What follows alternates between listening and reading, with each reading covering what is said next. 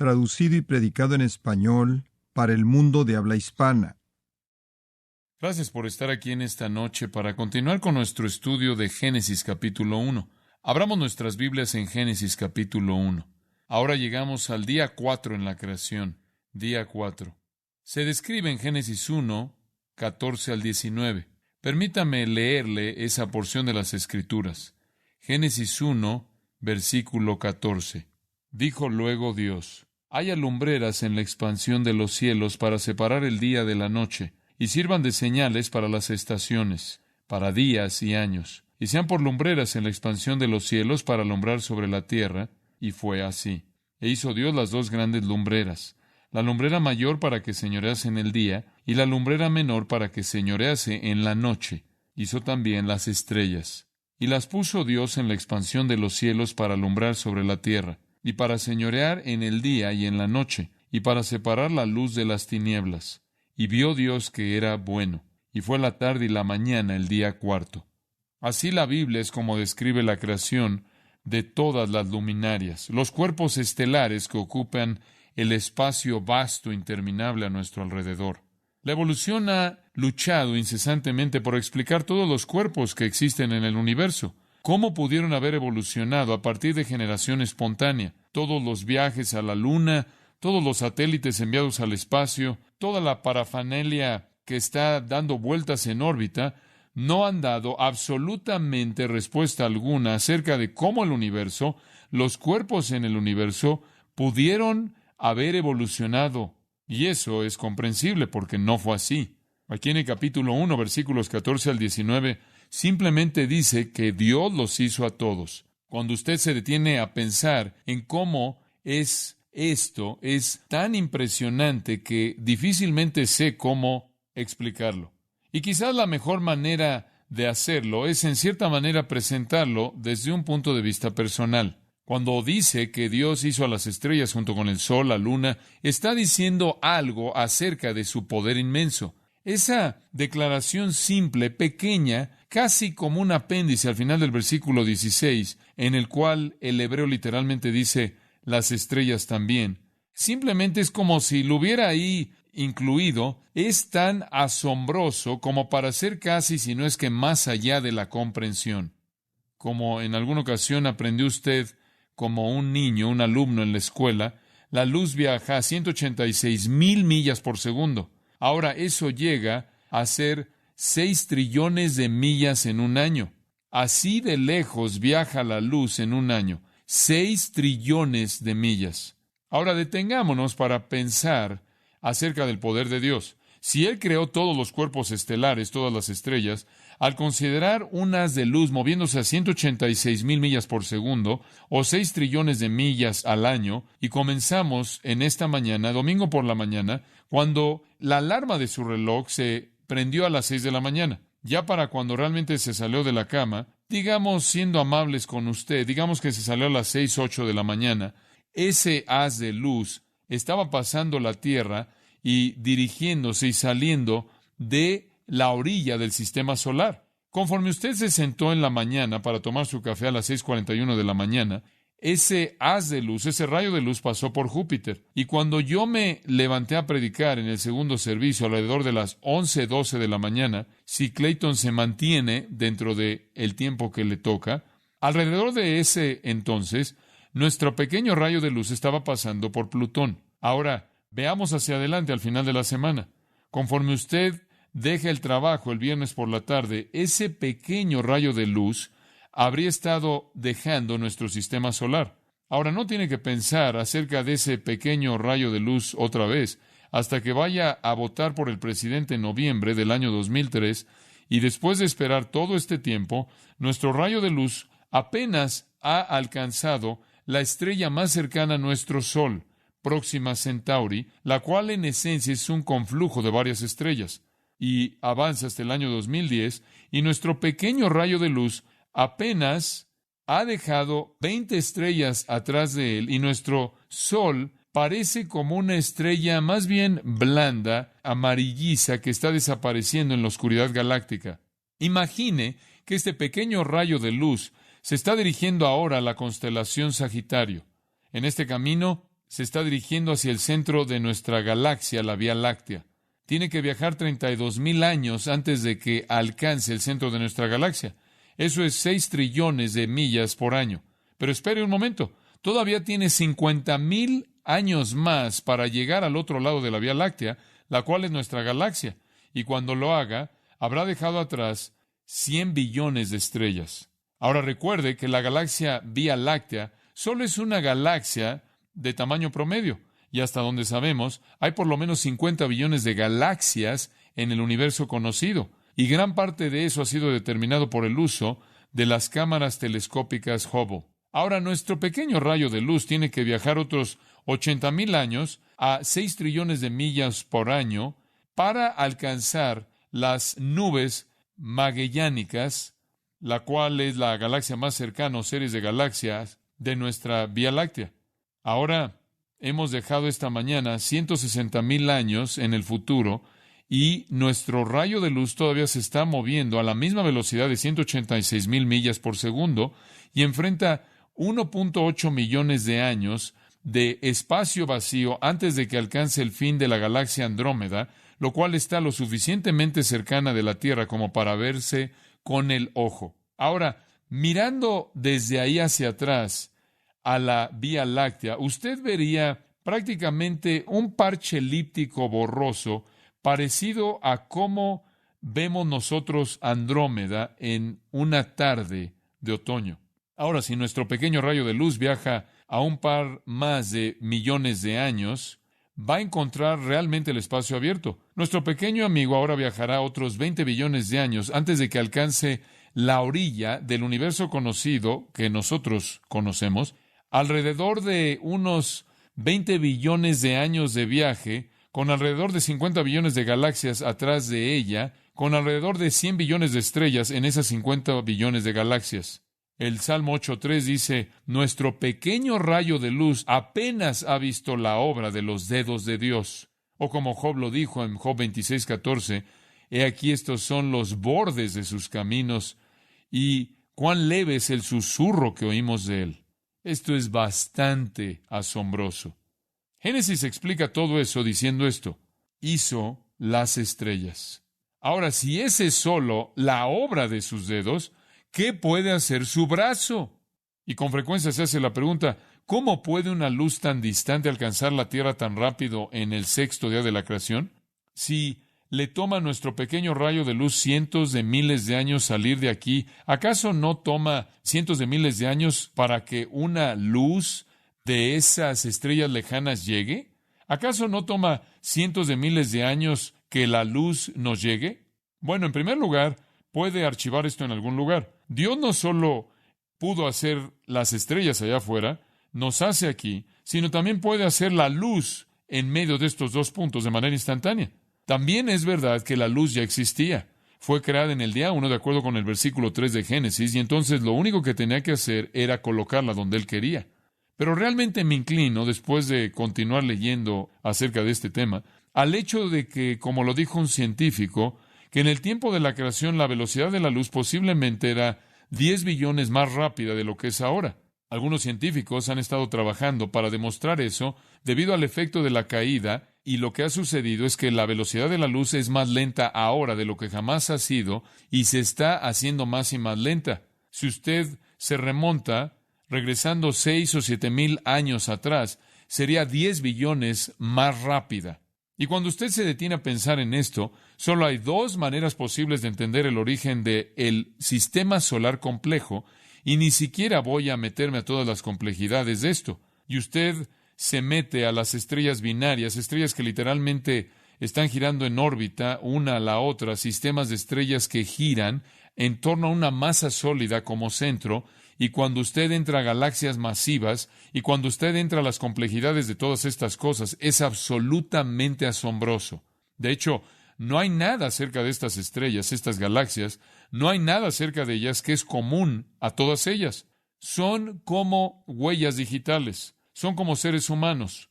Toda estrella, todo conjunto de estrellas, todo conjunto de estrellas binarias, cada una de estas pequeñas galaxias tiene la huella digital de Dios, y todas son diferentes la una de la otra. George Wald, quien estuvo en Harvard y quien ganó el Premio Nobel de Fisiología y Medicina, reconoció el dilema. Él dijo, y cito George Wald, la perspectiva razonable era creer en generación espontánea. La única alternativa era creer en un acto único, primario, de creación sobrenatural. No hay una tercera posición. Fin de la cita. Él tiene razón. O crees en la generación espontánea de que hubo un momento que no hubo nada de esto y después espontáneamente existió por sí misma, o crees en la creación sobrenatural. Tiene razón. No hay alternativa. Wald, sin ninguna explicación dada, procedió a presentar su perspectiva, y cito, uno tiene que contemplar, dice él, la magnitud de esta tarea para reconocer que la generación espontánea de un organismo vivo es imposible. Sin embargo, aquí estamos como resultado, creo yo, de generación espontánea. Fin de la cita. Él diría que el universo entero, billones de galaxias, es el producto de la generación espontánea y racional, al azar, algo que existió de la nada. La teoría de que el universo entero y todo lo que hay en él es el resultado de algún proceso espontáneo, al azar, que espontáneamente generó células y espontáneamente generó gases, se aliaron a sí mismos de una manera ascendente hasta llegar a la complejidad que va creciendo, se va incrementando a lo largo de billones de años para crear por sí mismo el universo. Y como he estado diciendo a lo largo de este estudio, y como la ciencia debe atestiguar, la evolución no es posible, es imposible. Cualquier tipo de generación espontánea es imposible. Cualquier tipo de complejidad ascendente de la simplicidad es por azar imposible. La evolución nunca ha sido observada. La evolución nunca ha sido probada porque es imposible. Y hay evidencia contundente, conclusiva, imposible de refutar, de una cantidad enorme en todo campo de la ciencia para probar la imposibilidad absoluta y total de la evolución, haciendo toda creencia en la evolución irracional y equivocada. He sido expuesto en este estudio particular a mucho más de lo que les estoy diciendo. Me encuentro a mí mismo leyendo y leyendo y leyendo y leyendo y después simplemente extrayendo pequeños pedazos que les traigo. Pero estoy siendo expuesto a todo campo de la ciencia, lo cual en el pasado no necesariamente lo estuve. Y entre más y más leo, más vasto se convierte la riqueza de información que demuestra, más allá de cualquier argumento, lo imposible que es la evolución. Y es obvio que se necesita una mente sobrenatural y un acto sobrenatural de creación. Por ejemplo, por un momento traigámoslo o expliquémoslo a un nivel más reducido, a un nivel más bajo. Vamos de lo vasto que es este universo inmenso y asombroso a la complejidad más minúscula de la vida, el ácido deoxirribonucleico, el ADN. Este es el material del que hemos estado hablando en el pasado, que lleva el código de la vida para la función de todo organismo, ADN. Ahora, permítame hablarle un poco del ADN. El ADN existe en toda célula. ¿Entendió eso? En toda célula. Ahora, simplemente para llevarlo al punto en el que está usted, simplemente vea su cuerpo. Usted tiene en su cuerpo alrededor de 100 o algo así trillones de células. Cada una de esas células tiene una pequeña tira material física de ADN. Es una copia de información codificada y está enrollada. Está enrollada en toda célula de todo organismo vivo, incluyendo usted. Ahora, usted tiene 46 segmentos en esa tira enrollada. 23 de esos vino de su padre y 23 de esos vinieron de su madre para tener 46. La combinación entonces de su padre y de su madre de ADN le da 23 de cada uno y dio lugar a los 46, formados de manera única para determinar cómo se ve y gran parte de su personalidad y capacidades. Y precisa y explícitamente, esa pequeña tira enredada o enrollada determina exactamente cómo cada célula en su cuerpo debe funcionar a lo largo de su vida entera. Esa pequeña célula opera a partir de esa pequeña tira enrollada y el código en esa tira. Ahora, vamos aquí a desbocarnos. Si los 46 segmentos de su ADN en una de sus células, y cada una de sus células tiene los mismos 46 pequeños componentes de ADN, simplemente vamos a desenrollarlos. Si tomáramos una pequeña célula y tomáramos la tira enrollada de ADN y la estiráramos, sería de 7 pies de largo, realmente de más de 80 metros de longitud. Sería bastante delgada, sería tan delgada, se me dice, que no podríamos verla bajo un microscópico de electrones. Pero si fuera estirada, sería de 7 pies de largo, más de 1,85, más de eso, de largo. Eso está en cada una de sus 100 trillones de células. Sería tan delgado que los detalles no podrían ser vistos. No obstante, escuche esto. Si todo el ADN en su cuerpo, tomémoslo todo y estirémoslo y conectémoslo todo, se estiraría de aquí a la Luna 1,5 millón de veces. Es usted bastante increíble, ¿no es cierto? Si toda esta información densamente codificada fuera colocada en forma de mecanografía, fuera escrita, y simplemente fuera escrita para usted, llenaría el Gran Cañón 50 veces. Así de maravilloso y asombroso fue usted hecho, dice el Salmo 139:14. Entonces, si usted quiere números, le voy a dar números. Puede ir a la complejidad más grande, más vasta del universo, o puede ver la complejidad más pequeña de las células dentro del cuerpo humano, y lo que usted va a ver es la mano de un creador inteligente, poderoso. Ahora, tomemos algo en medio de estos dos puntos. Hemos ido realmente a lo más grande y a lo más pequeño. Tomemos algo no tan grande, no tan pequeño, su cerebro. No voy a entrar en detalles personales de cuál pueda ser el tamaño de su cerebro, pero hablemos de su cerebro. Hay tantas cosas que podría decir acerca del cerebro. El estudio del cerebro verdaderamente es un estudio asombroso, asombroso. Su cerebro tiene alrededor de 100,000 billones de conexiones eléctricas. 100,000 billones de conexiones eléctricas. ¿Escuchó eso? 100,000 billones de ellas. 10 a la 14ª potencia. De hecho, su cerebro tiene más conexiones eléctricas que todos los electrodomésticos en la faz del planeta. Sin embargo, su cerebro, con sus 100,000 billones de conexiones eléctricas, cabe en un pequeño contenedor y opera durante 70 años con 10 watts de potencia y es impulsado primordialmente por hamburguesas con queso y papas a la francesa. ¿Por qué ser un evolucionista es la cúspide de la incongruencia, de la aberración? ¿No es cierto? Bueno, suficiente acerca de su cerebro, no sea que podamos meternos en asuntos más personales. La única perspectiva razonable es que el universo fue creado por Dios, más poderoso, más complejo y más inteligente de lo que jamás podríamos imaginarnos. Y ni siquiera tenemos que imaginarnos. No tenemos que preguntarnos cómo lo hizo, porque nos dijo cómo lo hizo. Tenemos el relato. Leí fuente tras fuente tras fuente tras fuente de científicos de evolución tratando de explicar cómo el universo evolucionó hasta llegar a existir. Es inútil y no tiene esperanza. No necesitamos esa explicación.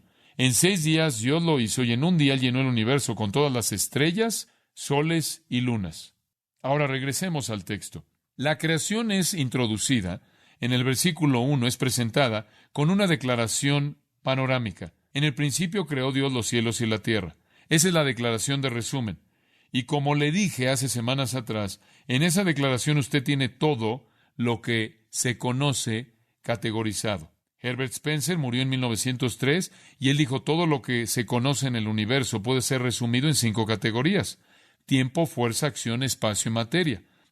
Él fue reconocido como un genio brillante, como un gran científico por haber descubierto las 5 categorías de lo que se puede conocer: tiempo, fuerza, acción, espacio y materia. Todo lo que existe puede encajar en eso. Y ese fue un gran descubrimiento. Eso es exactamente lo que dice en el primer versículo de la Biblia. En el principio, eso es tiempo, creó, eso es acción, Dios, eso es fuerza, los cielos, eso es espacio, y la tierra, eso es materia. Todo está en ese versículo.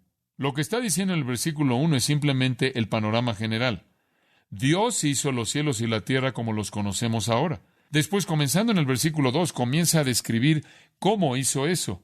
Él lo hizo en el proceso de 6 días. Ese proceso es descrito a partir del capítulo 1, versículo 2, hasta el capítulo 2, versículo 3. Esa es la sección que estamos estudiando aquí en Génesis. Estas son entonces las generaciones de los cielos y la tierra, la creación de los cielos y la tierra, la historia de los cielos y la tierra siendo creadas. Día 1, en el día 1 Dios hizo el material. Podríamos decir que en el día 1 Él creó el espacio, el tiempo y la materia. En el día 1 Él creó un universo que no estaba terminado en cuanto a su forma y era inhabitable, estaba despoblado. Y después creó la luz, como se nos indica en los versículos 2 al 5. Había oscuridad sobre la superficie del abismo que cubría la tierra. El Espíritu de Dios estaba revoloteando ahí. Dios dijo, sea la luz, y fue la luz. Dios separó la luz de las tinieblas. Y entonces en el día 1 Él creó el material a partir del cual la forma final del cielo y de la tierra sería hecha, y creó la luz.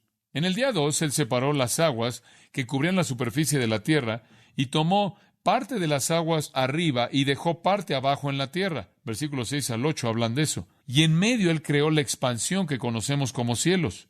Él llamó, versículo 8, a la expansión cielos. Él dejó algo de agua en la tierra. Él envió algo de agua arriba, exactamente a donde no sabemos, pero sea el punto que sea donde fue esa agua, en medio está el cielo de los cielos, el cual es el lugar de todos los cuerpos estelares, las luminarias que Él creó en el día 4. Después, en el día 3, notamos en los versículos 9 al 13, que separó la tierra seca de el agua en la tierra, creando entonces los mares y la tierra. Y después 2 tipos de cosas que crecen, árboles que producen fruto que tiene semilla y plantas que tienen su semilla en sí mismas. Entonces, en el día 1, el material para formar su universo hasta llegar a su forma final y luz. Día 2, Él crea la expansión del cielo entre las aguas arriba y las aguas abajo. Día 3, Él separa la tierra seca del agua que Él junta en mares y crea los árboles y las plantas. Y eso nos lleva al día 4. Ahora regresamos de la tierra al cielo y Él pobla esta vasta expansión del cielo con las luminarias. Esto corresponde al día 1. En el día 1 Él creó la luz, en el día 4 Él creó las luces que se convierten en los medios por los cuales la luz es transmitida. Él da luz a los cuerpos estelares. En el día 2 Él creó el agua abajo y en cierta manera, para encajar con eso, en el día 5 Él creó los peces para esa agua. En el día 2 Él también creó los cielos arriba y en el día 5 Él creó las aves para que volaran en ese cielo. En el día 3 Él creó la tierra y las plantas y los árboles y en el día 6, paralelo a eso, Él creó al hombre y los animales de la tierra para que vivieran de esas plantas y vivieran en la tierra seca. Entonces, aquí vemos un paralelo maravilloso. Día 1, luz, y después el día paralelo 4, esto es siendo las luces. Día 2, el agua y los cielos, y en el día 5, los peces para el agua, las aves para el cielo. Día 3, la tierra seca y las plantas, y el día 6, paralelo a eso, hombre y los animales. Y entonces hay 6 días de creación que están equilibrados de manera maravillosa. Hay un paralelismo ahí, como lo señalamos. Entonces llegamos al día 4. En el día 4, como el versículo 14 dice, Dios creó las lumbreras. Regrese al versículo 3 y lea ahí, dijo Dios, sea la luz, y fue la luz. Ahora vea el versículo 14, dijo luego Dios, haya lumbreras en la expansión de los cielos. Ahora quiero recordarle una vez más de algo que es tan importante estar recordando. Todo este flujo de creación es presentado o introducido con esta pequeña frase, dijo Dios.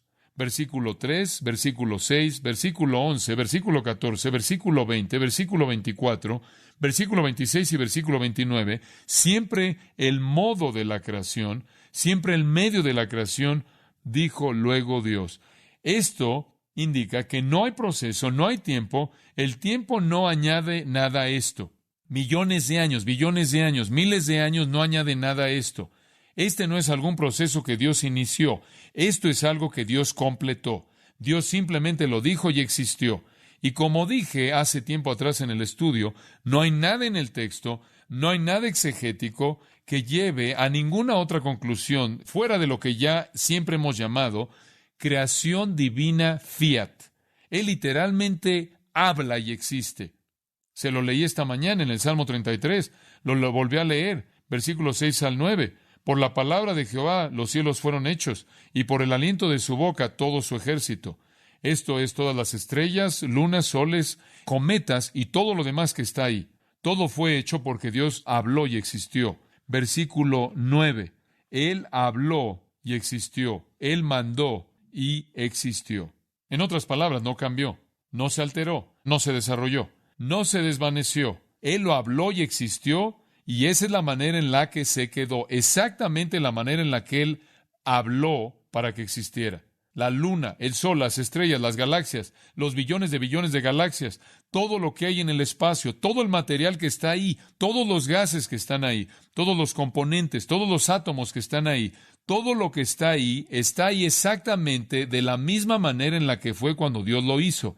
Y la complejidad de ello literalmente me asombra. Usted levanta la vista y piensa que las estrellas están en el mismo lugar todo el tiempo. No lo están. Están moviéndose relativamente lento desde el punto de vista de la Tierra, que parecen estar en el mismo lugar todo el tiempo.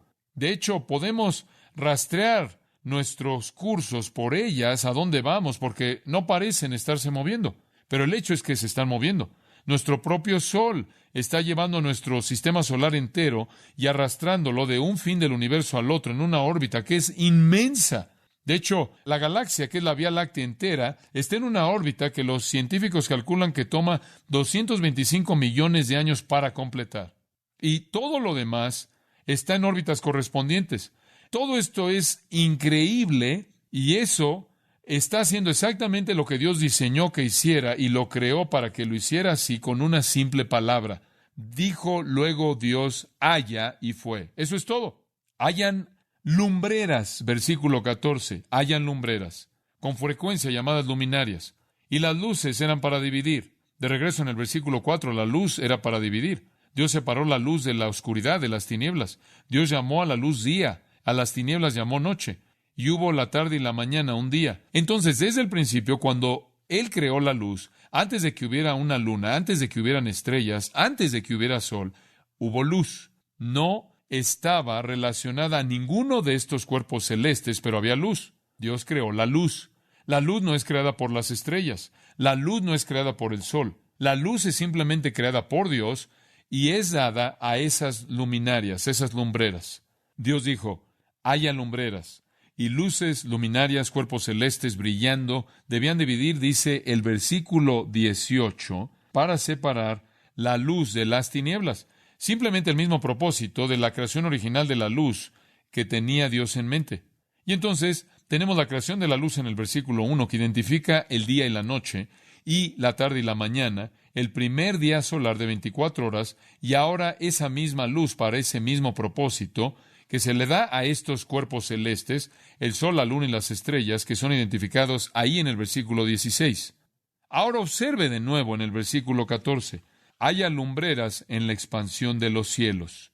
Entonces sabemos que cuando Dios creó las luces, iban a ser colocadas en esta expansión que está entre las aguas abajo y las aguas arriba, fuera cual fuera el lugar donde estaban esas aguas. El cielo de los cielos está entre ellas. Ahora, la creación de la luz en el día 4 produce un punto importante porque la luz ya está brillando. Y ya me he referido a esto un par de veces, pero quiero asegurarme de que le quede claro.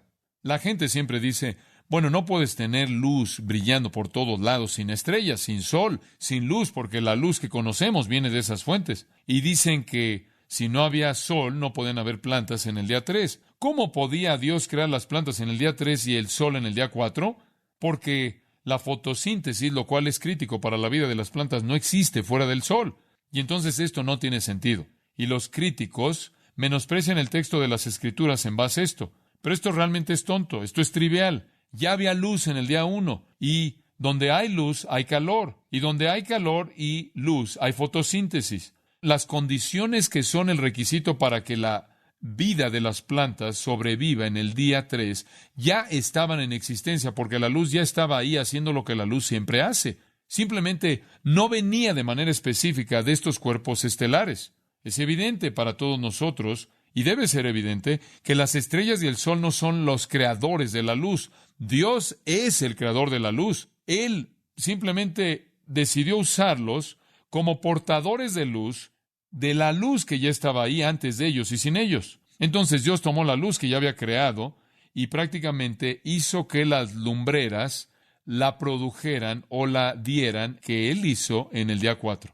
Por cierto, pensé que esto era interesante. Juan Calvino, el gran reformador, escribió en su comentario de Génesis esta pequeña afirmación, y cito, la única diferencia es esta, que la luz antes era dispersada, pero ahora procede de cuerpos lúcidos, los cuales, al servir este propósito, obedecieron el mandato de Dios. Fin de la cita. Mucho antes de cualquier tipo de viaje espacial, Juan Calvino conocía el texto de las Escrituras y estaba en lo correcto. La luz existía y fue en este punto simplemente que fue conectada, por así decirlo, a estos cuerpos. Ahora, sigan esto porque este es muy importante conforme vemos el texto. Este relato de la creación de la luz define su propósito en tres funciones. Tres funciones, son muy claras. Función número 1, versículo 14. Para separar el día de la noche. Haya lumbreras en la expansión de los cielos para separar el día de la noche.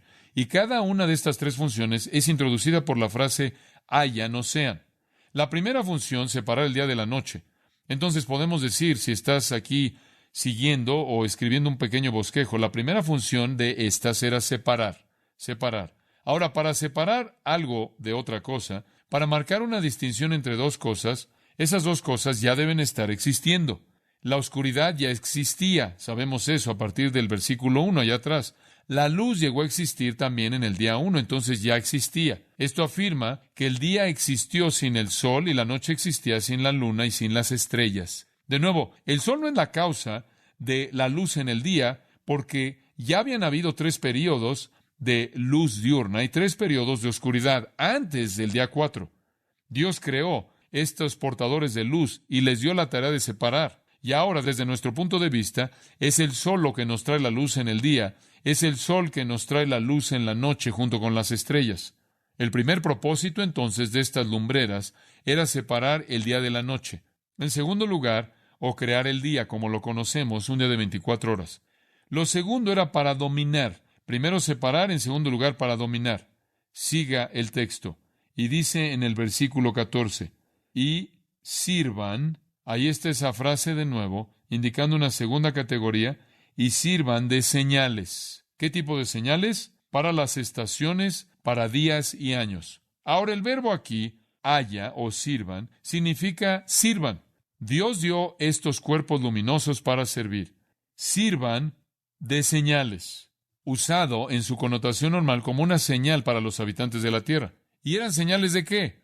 Bueno, se lo dice ahí. Eran señales apuntando a estaciones, días y años.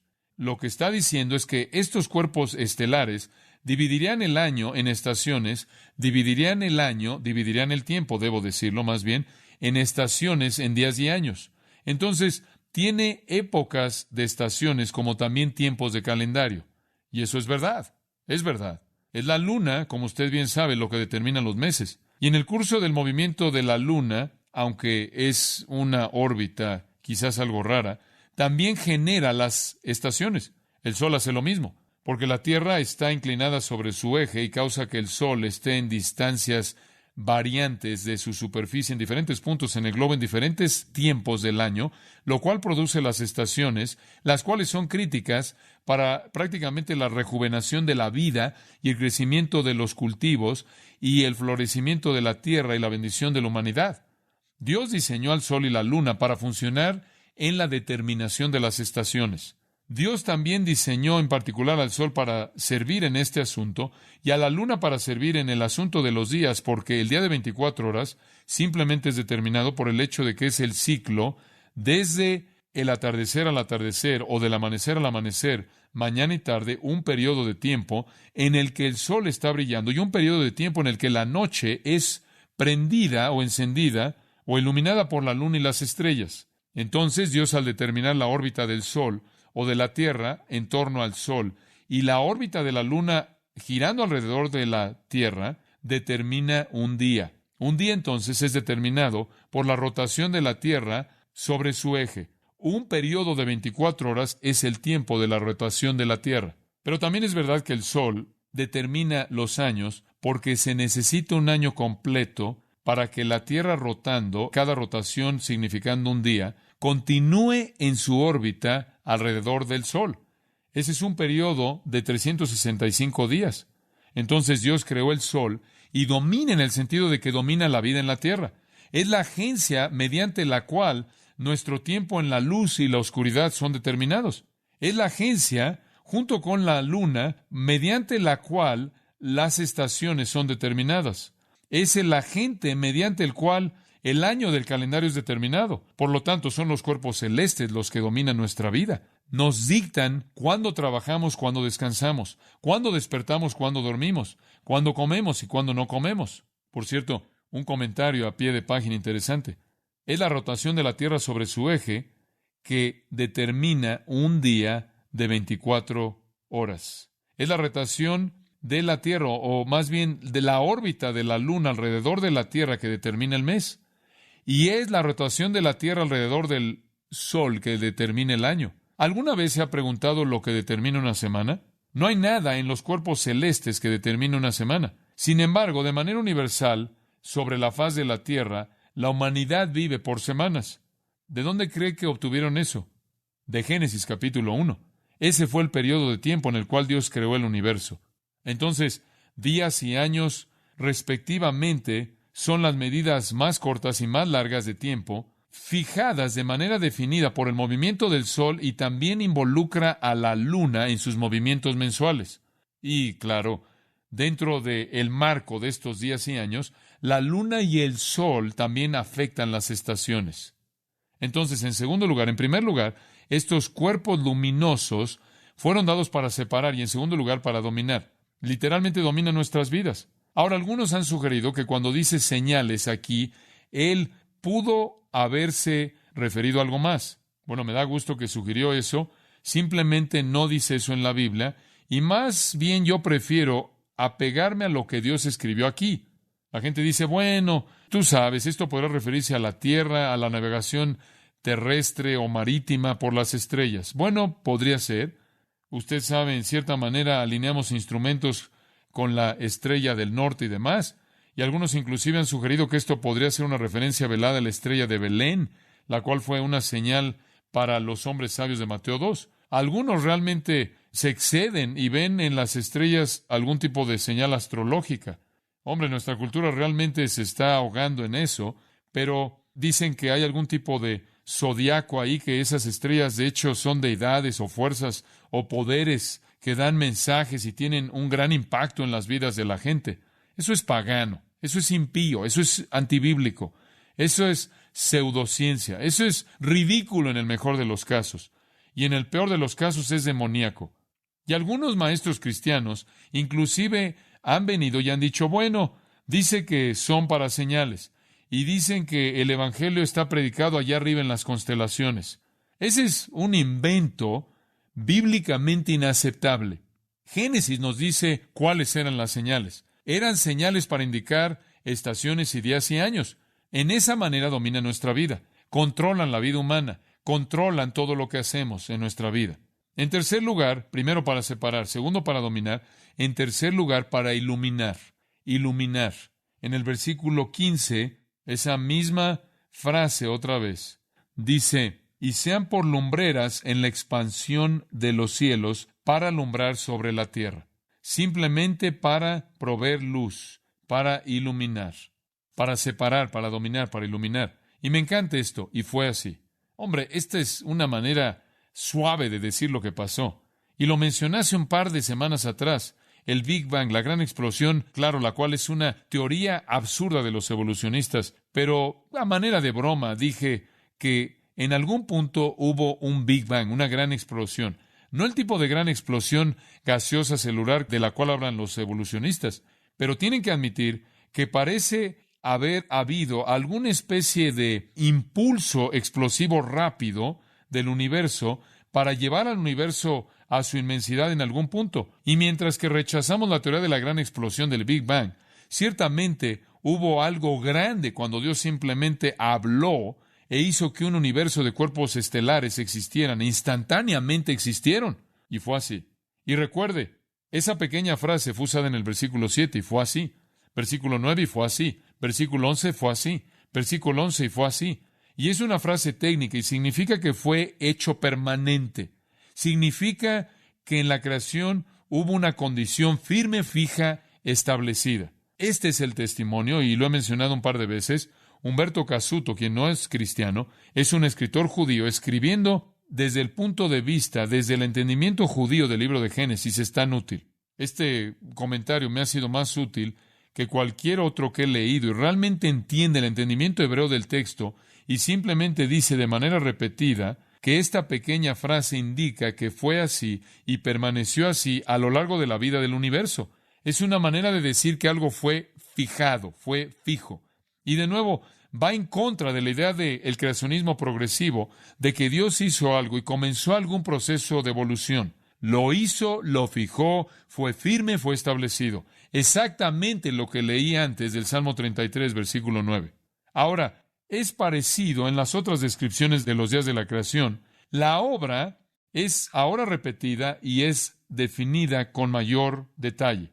Observe el versículo 16.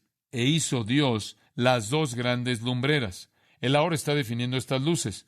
Las dos grandes lumbreras. La lumbrera mayor para que señorease en el día y la lumbrera menor para que señorease en la noche. Hizo también las estrellas.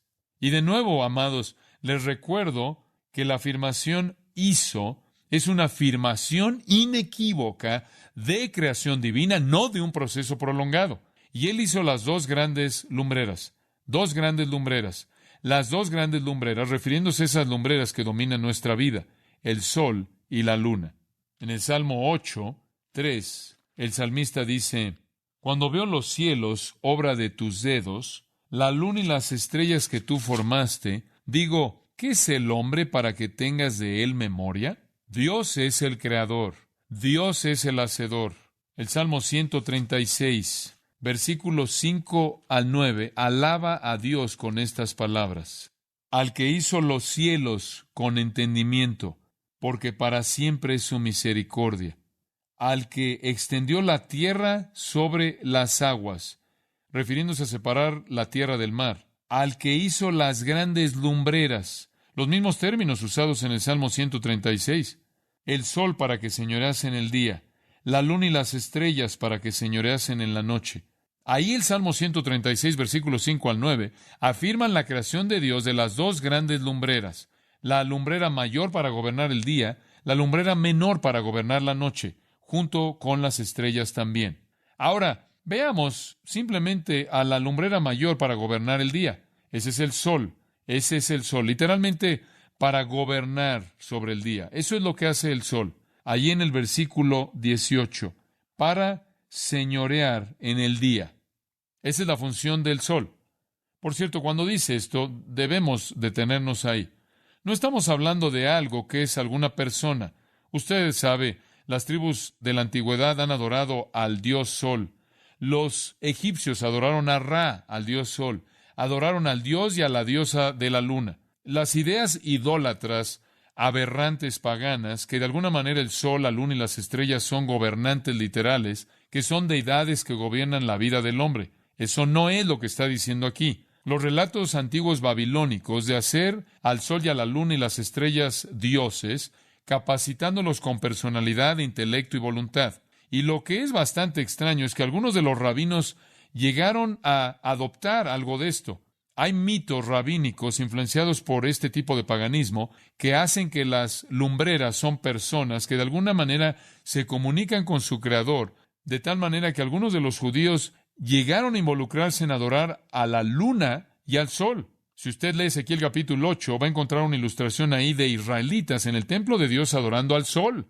Y toda esa idolatría, todo ese mito está excluido por el Antiguo Testamento. Simplemente son creación material, creación luminosa en los cielos, que gobiernan solo en el sentido de que están situados por encima de la tierra y controlan sus noches y controlan sus días y de esta manera controlan sus patrones de vida. Como dije antes, dominan. El sol, siendo el más dominante, gobierna el día. La luz menor, la lumbrera menor, versículo 16, sería la luna y gobierna la noche de la misma manera en la que el sol gobierna el día. Su función consiste en dar su luz sobre la noche. Por lo tanto, dicta nuestra vida en la oscuridad. Él hizo también las estrellas. Y eso es tan asombroso. Él también hizo las estrellas. Eso es todo. ¿Qué más puede ser dicho?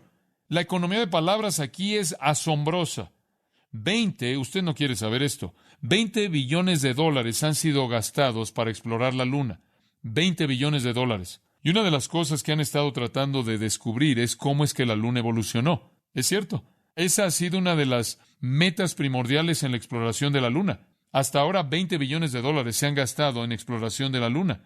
No tienen información acerca de cómo la Luna evolucionó, porque no evolucionó. La evolución no tiene idea. Ni siquiera puede explicar cómo es que la Luna evolucionó. ¿Cómo va a explicar cómo es que nuestro sistema solar evolucionó? ¿Y cómo va a explicar cómo es que la galaxia, que es la Vía Láctea, evolucionó junto con todo lo demás? Una teoría dice que los planetas fueron formados cuando una estrella, ¿de dónde vino esa estrella, por cierto? Pasando cerca de el Sol por su campo magnético. Esta estrella, en cierta manera, solo estaba pasando por el Sol. ¿De dónde vino el Sol? No dicen. ¿De dónde vino esa estrella? No dicen. ¿Y cómo desarrollaron órbitas? No dicen. Pero la estrella pasó junto al Sol y su campo magnético arrancó materia del Sol, y esa materia comenzó haciendo lo que la materia hace para convertirse a sí misma en sistema solar. La teoría más popular es que nuestro sistema solar se formó a partir de una nube de gas, polvo y partículas. No dicen de dónde el gas, polvo y partículas vinieron. Y si eso es verdad, si todo esto simplemente se unió, los planetas y sus 63 lunas conocidas en nuestro sistema solar, nuestros planetas tienen un total de 63 lunas que conocemos.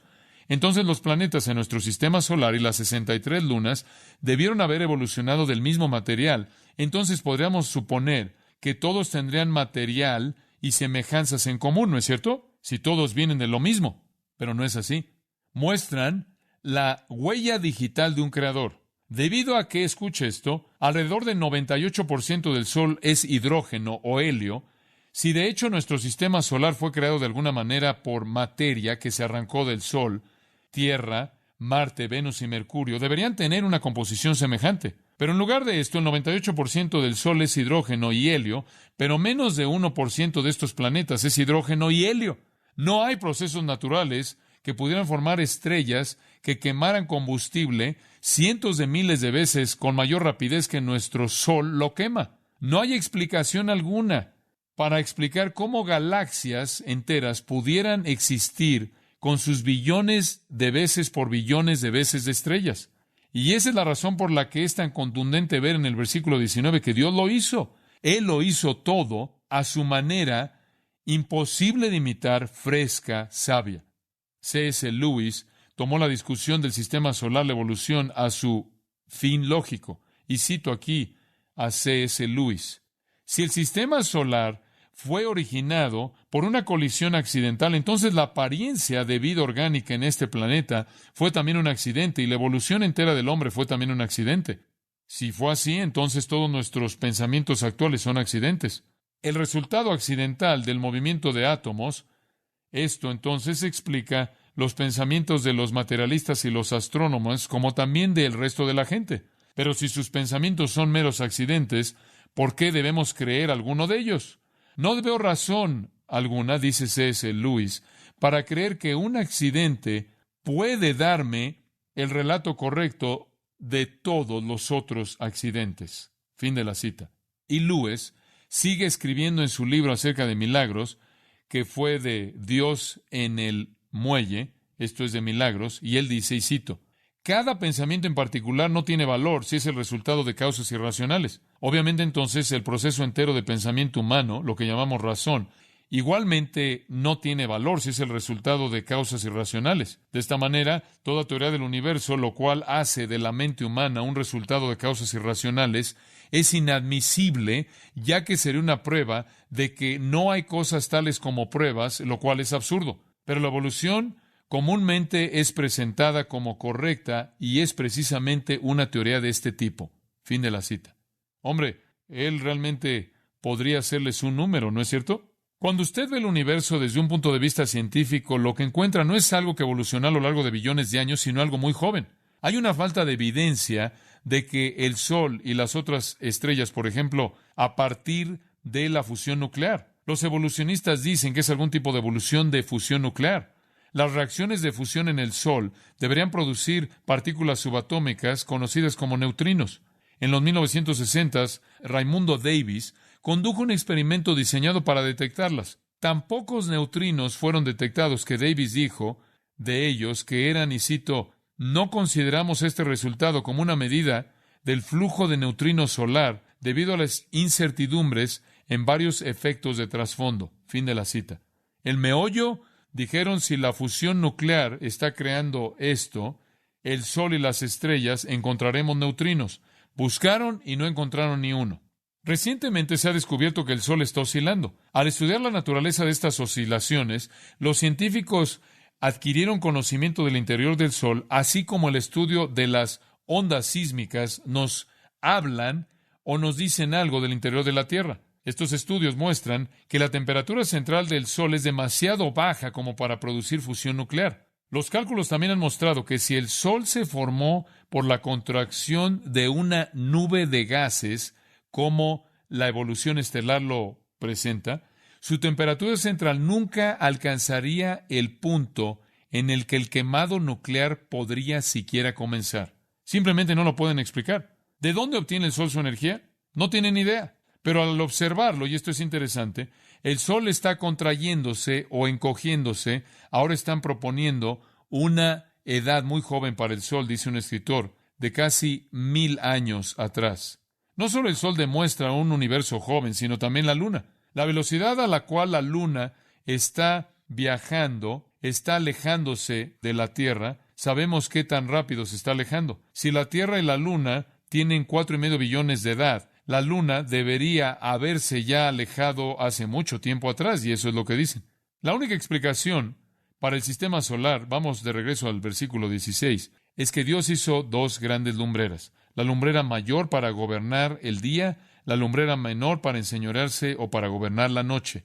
Hizo también las estrellas. Y puso Dios en la expansión de los cielos para alumbrar sobre la tierra. Y aquí Él otra vez presenta los tres mismos propósitos: para separar, para dominar y para alumbrar, solo que ahora en un orden inverso: para dar luz sobre la tierra, esto es para alumbrar, y para señorear en el día y en la noche, esto es para dominar, y en tercer lugar, para separar la luz de las tinieblas. La única explicación es que Dios lo hizo todo. El salmista estaba en lo correcto. Los cielos declaran que la gloria de Dios, y el firmamento anuncia la obra de sus manos. No hay otra explicación en absoluto. Y después dice, y vio Dios, versículo 18, que era bueno. ¿Qué quiere decir con eso? Le dije lo que esa frase significa. Es usada en el versículo 10 después de que la tierra seca y el mar fueron separados. Usada en el versículo 12 después de que los árboles y las plantas fueron creados. Y usada de nuevo aquí significa que estaba lista para ser habitada. Era buena, estaba lista para ser habitada. Finalmente llegó a ese punto, lista para ser habitada, y esa es la razón por la que en el día 5 Él comienza a crear a las criaturas vivientes y a las aves, a las criaturas marinas, y después en el siguiente día animales y al hombre. Lista para ser habitada. Era buena. No había muerte, entonces no puede haber ninguna mutación. No puede haber ninguna selección natural porque nada muere. No hay muerte. No hay defecto. No hay mutación. Ninguna evolución es posible. La muerte ni siquiera viene sino hasta Génesis 3. Todo era bueno, tal como Él lo hizo 6 o 7,000 años atrás. Y me encanta cómo termina en el versículo 19. Y fue la tarde y la mañana el día cuarto. Solo en caso de que alguien no lo entendiera, esto sucedió en un periodo de 24 horas. Versículo 5, el día 1. Y fue la tarde y la mañana el día 1. El día primero, o un día. Versículo 8. Y fue la tarde y la mañana el día segundo. Versículo 13. Y fue la tarde y la mañana el día tercero. Y acabamos de leer en el versículo 19, versículo 23 lo mismo. Y fue la tarde y la mañana el día quinto. Y versículo 31. Y fue la tarde y la mañana el día sexto. Y después en el capítulo 2, versículo 1. Fueron pues acabados los cielos y la tierra y todo el ejército de ellos. Y acabó Dios en el día séptimo la obra que hizo. Y reposó el día séptimo de toda la obra que hizo. Entonces Dios creó. Y quiero cerrar llevándolo de regreso al Salmo 8. Pase conmigo al Salmo 8 y vamos a terminar aquí. Salmo 8. Oh Jehová, Señor nuestro, cuán glorioso es tu nombre en toda la tierra. Has puesto tu gloria sobre los cielos. Y él está viendo el macrocosmos, viendo la gloria de Dios en lo vasto que es la creación celestial. Y después ve a lo más pequeño. De la boca de los niños y de los que maman fundaste la fortaleza, a causa de tus enemigos, para hacer callar al enemigo y al vengativo. Cuando veo los cielos, obra de tus dedos, la luna y las estrellas que tú formaste, digo, ¿qué es el hombre para que tengas de él memoria? ¿Y el hijo del hombre para que lo visites? Y puedo estar seguro que en el día del salmista probablemente no conocían tanto de lo que está allá afuera, pero aún así está asombrado por Dios, quien creó el universo y se preocupaba por él. ¿Qué es el hombre para que tengas de él memoria? ¿Y el hijo del hombre para que lo visites? Se está refiriendo a la humanidad ahí. Le has hecho poco menor que los ángeles. Lo coronaste de gloria y de honra. Somos el pináculo de la creación divina. Le hiciste señorear sobre las obras de tus manos. Todo lo pusiste debajo de sus pies. Ovejas y bueyes, todo ello. Y asimismo las bestias del campo, las aves de los cielos y los peces del mar, todo cuanto pasa por los senderos del mar. Oh Jehová, Señor nuestro, cuán grande es tu nombre en toda la tierra. Como puede ver usted, eso es realmente lo que Dios buscaba en la creación. Dios nos dio el relato de la creación para que lo alabáramos, como se hace en el Salmo 8, ¿correcto? ¿Y qué es lo que hace el evolucionista? El evolucionista le roba a Dios su ¿qué? Su gloria. Le roba su majestad. Debería postrarse en su rostro y decir, oh, Jehová, Señor nuestro, cuán glorioso es tu nombre en toda la tierra.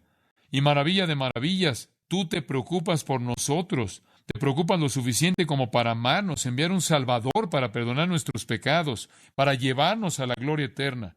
Oh Señor nuestro Dios, Él comienza de la misma manera en la que termina. Cuán grande es tu nombre en toda la tierra.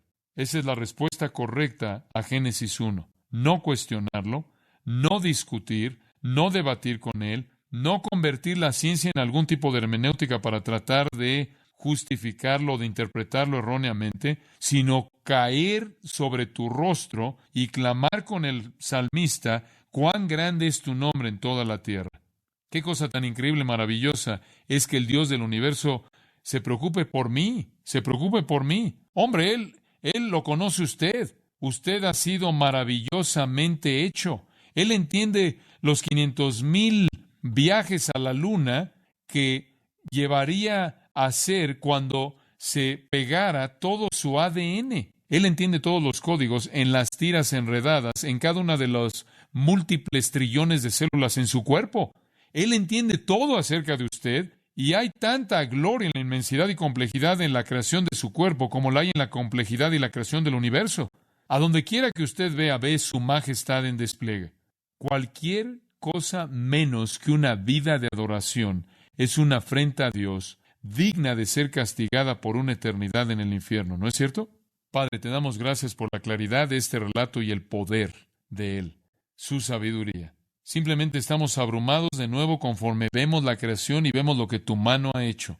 Y no solo estamos asombrados por tu poder creador, sea que veamos la parte más insignificante de organismos vivos o la inmensidad del espacio interminable, sino que estamos abrumados porque te preocupas por nosotros y por nuestra eternidad cuando te hemos odiado y nos hemos rebelado y hemos pecado y te hemos desobedecido. Sin embargo, nos amas y nos perdonas, y envías a tu Hijo para morir por nosotros. Te bendecimos, te alabamos. Realmente decimos con el salmista, oh Jehová, Señor nuestro, cuán glorioso es tu nombre en toda la tierra. Te damos gracias porque tú nos creaste a tu propia imagen, y nos creaste para tener comunión eterna contigo, y hacer eso posible a través de Jesucristo, a quien pertenece la alabanza y la gloria, en cuyo nombre oramos.